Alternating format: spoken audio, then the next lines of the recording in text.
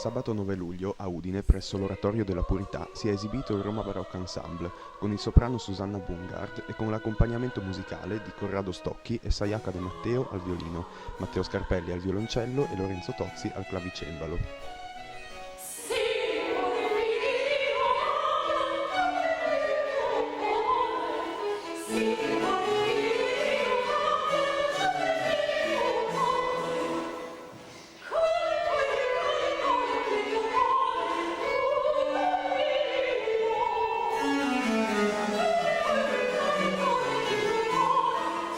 Sono stati eseguiti pezzi di Vinci, Iommelli, Scarlatti, Corelli, Hasse, Handel e in ultimo un brano di Vivaldi.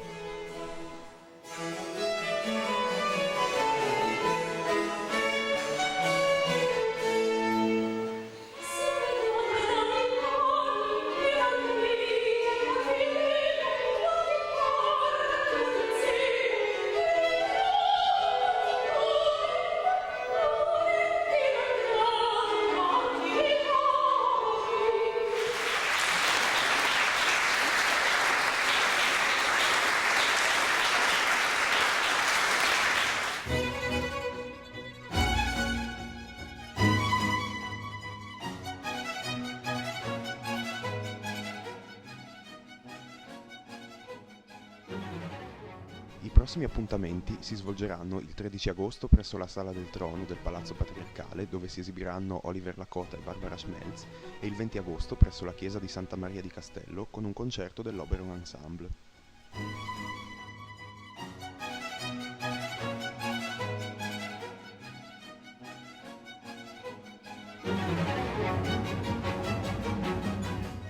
Ricordiamo inoltre la mostra in corso al Castello fino al 4 dicembre.